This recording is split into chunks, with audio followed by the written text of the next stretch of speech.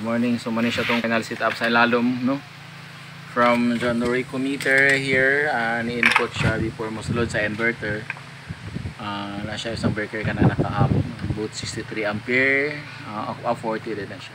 Then the 63 is special outlet direct sa Norrico nga di magis inverter. Special load kung mag-welding, other activities nga direct.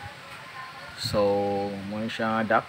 So, gigamit na niya og metal frame cabinet. Ang inverter is 6 kilowatt system.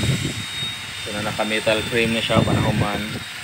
So kung itong power wall hygiene 6,000 kilowatt hours. Then before ni sulod sa breaker, before sulod sa ato nga system, ano siya grid meter. Naka meter siya. So naka 1 power naka brand. Inverter out. Bawan na lang ito na siya speaker. Then na siya grid in. Nakahapang yung grid in meter. Meter breaker. Na siya SPD. Inverter out. That's 32 ampere. 6 kilowatt naman. Then in is 40. Then naka-standby yung ETS in case na failure sa inverter mo palong. Pag-back up kanis is grid power, then the one is inverter out. Then from solar system, sa taas itong ipagkita niya string 1 and string 2. String 1, string 2 is IP65 naman yung 12 way. String 1, string 2 no, SPD speakers kani. String 1 and string 2 tag 5 ka panel. So tag siya og SPD. So mao na.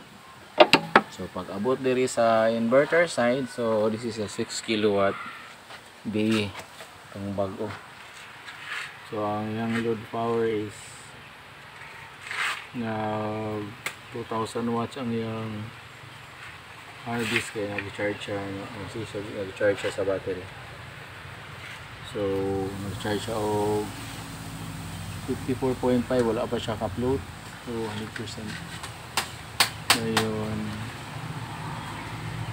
ang iyang current is 1,800 watts.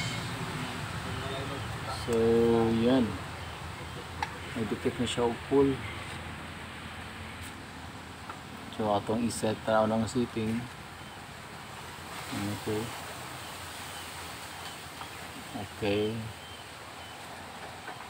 I'm certain.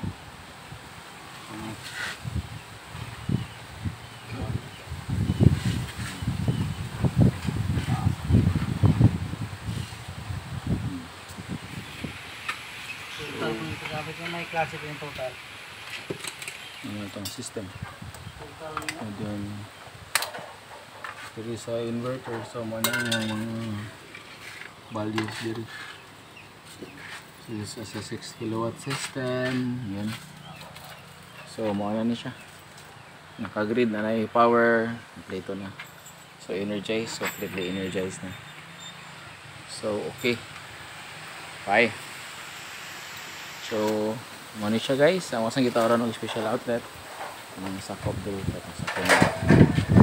So yan. Itong small system 5 kilowatt. 6 kilowatt system. Isang siradaan.